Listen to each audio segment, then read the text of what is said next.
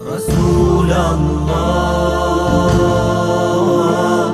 حبيب الله رسول المحبة رسول السلام. بۆچی پێغەمبەری خۆشەویستمان خۆش ئەوێ؟ سەروەرمان ڕەحمەت بووە بۆ هەموو جیهانیان. خوا پێی فەرموو وەما ئەرسەلناکە ئیلا ڕەحمەتەن للعالەمین.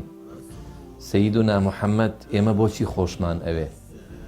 چونکە خوا پێی ئەفەرمێ وئینەکە لەعەلا خولوق عەظیم. بەڕاستی هەرچی ئەخلاق و ڕەوشتی بەرز هەیە لە تۆدایە ئەی موحەممەد صلی الله عليه وسلم. بۆچی ئەم سەروەرەمان خۆش ئەوێ؟ چونکە بەڕاستی پێغەمبەرمان صلی الله عليه وسلم نەرمونیان و لەسەرخۆ بووە. فبما رحمة من الله لنت لهم ولو كنت فظا غليظ القلب لانفضوا من حولك. لەسایی ڕەحمەتی خوایە تۆ نەرمونیانی لەگەڵیان. ئەگەر کەسێکی تند بوویتایە ڕۆگەش بوویتایە لە چواردەورت نەئەمان. بۆچی پێغەمبەرمان خۆش ئەوێ صلی الله عليه وسلم؟ لەبەر ئەوە شەوێک تا بەرەبەیان بۆ ئومەتەکەی گریاوە. خوا جبریلی ناردووە فەرموویەتی محەممەد صلی الله عليه وسلم خۆشەویستی خۆم بۆ ئەگریەی. خوا خۆی عەلیمون خەبیرە و زانا و ئاگادارە بە گریانی. فەرمی بۆ ئومەتەکەم ئەگریم. فەرمی جبریل بڕۆ لە خزمەتی سڵاوی منی پێ بگەێنە. پێی بفەرموو ئینا سەنوڕضیکە فی ئومەتیکە وەلا نەسوؤک. چی پێغەمبەر بیەوێ صلی الله عليه وسلم دەربارەی ئومەتەکەی بۆی جێبەجێ ئەکەین. زانیوتە سەیەکی ئەهلی بەهەشت ئومەتی پێغەمبەری خۆشەویست پێکی ئەهێنێ؟ بۆچی پێغەمبەرمان خۆش ئەوێ صلی الله عليه وسلم؟ چونکە ئەم سەروەرە ئێمە بانگ ئەکا بۆ بەهەشت. نایەوێ بڕێن بۆ ئاگری دۆزەخ، نایەوێ خەڵکی لە دۆزەخا ببینێ. فەرمی من پشتێنەتانم گرتووە بۆ ئەوەی نەڕۆن بۆ جەهەنەم، بەڵام ئێوە ئەتانەوێ بڕۆن بۆ ئاگر. لە کاتێکا لە تائیفا بەردبارانی ئەکەن، هەرزە و نەفامەکان ئازاری ئەدەن، گوێنی پێ ئەدەن، سوکایەتی پێ ئەکەن، قاچی پیرۆزی خوێنی پێ دێتە خوارەوە. کاتێک لە قەڕن و ثەعالیب لەوێ فریشتەی شاخەکان دێت بۆ لای و پرسیاری لێ ئەکات یا محەممەد صلی الله عليه وسلم سڵاوت لێبێ، خوا بیستی و بینی گەلی تائیف چیان پێکردی، بفەرموو با تائیف بدەین بە یەکا و هەموویان لە ناو بەرین. سەروەرمان فەرمووی لا نەخێر بل أرجو أن يخرج الله من أصلابهم من يعبد الله لا يشرك به شيئا.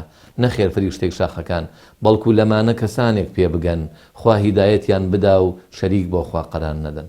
پێغەمبەر بانگمانەکا بۆ بەهەشت، بانگمانەکا بۆ ڕەزامەندی خوا. ئێمە سەرکردەیەکمان هەیە، پێشەوایەکمان هەیە، لە ژیانیا درۆی نەکردووە، دوژمنەکانیشی شاهیدیان بۆ داوە. الرائد لا يكذب أهله. ئێمە سەروەرێکمان هەیە لەگەڵ ئافرەتانە زۆر بەڕەحم بووە. فەرموویەتی خەیرکم خەیرکم لئەهلیه وأنا خەیرکم لئەهلی. باشترینتان ئەوەی لەگەڵ خێزان و مناڵەکانیا باش بێ و من باشترین کەسێکم لەگەڵ خێزان و مناڵی خۆم. ئێمە سەرگردەیەکمان هەیە هەژارانی خۆشویستووە، لەگەڵ یان دانیشتووە. بەرپرس و دەسەڵاتدارەکانی ئەمڕۆ هەژار و نەدارەکان پشتگوێ ئەخەن، بەڵام سەروەرمان لەگەڵ یانا دانیشتووە و یارمەتی داون و هاوکاری کردوون. ئێمە سەرکردەیەکمان هەیە بۆ بێباوکەکان. فەرموویەتی ئەنە وەکافیل اليەتیمی فی الجەنەة هاکەذا. من و بەخێوکەری مناڵی بێباوک لە ڕۆژی قیامەت هاوەکو دوو ئەم دوو پەنجە واین، پەنجەی شایەتومان و پەنجە گەورە. ئەو کەسەی مناڵی بێباوک بەخێوەکە سبەی لە خزمەتی پێغەمبەرایە صلی الله عليه وسلم.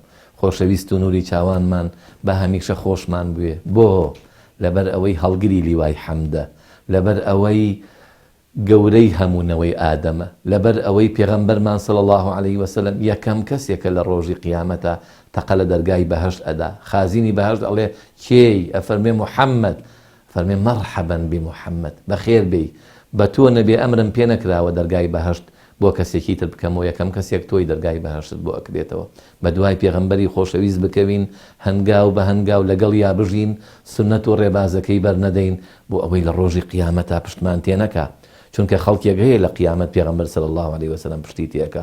ئەوانن کە شوێن پێغەمبەر ناکەون، ئەوانن کە ئەمڕۆ ئەڕشێنەوە بەرامبەر بە پێغەمبەر صلی الله عليه وسلم، بێڕێزی بەرامبەر بە سەروەرمانەکەن، بەرامبەر بە قورئانەکەن، بەرامبەر بە سونەتەکانی ئەکەن. لەوێ ئەفەرمێ ئەمانە سحقا سحقا، دووریان خەنەوە، ئەمانە ئومەتی من نین. بە باوک و دایکمان، بە نەفس و ڕۆحمان، بخيزان و مناڵمان بە قوربانی تۆ بین یا رسول الله صلى الله عليه وسلم هەمیشە لەسەر ڕێباز و پەیامەکەت بەردەوام ئەبین تا ئەو ڕۆژەی لە ژیانە خوای گەورە و پەروەردگار ژیانمان کۆتایی پێێنێ ئومێدەکەم لەسەر ئەو ڕێباز و ڕێگەیە بڕۆین کە پێغەمبەر صلى الله عليه وسلم بۆی بەجێهێشتوین. حبيب الله رسول المحبة رسول السلام رسول الله حبيب الله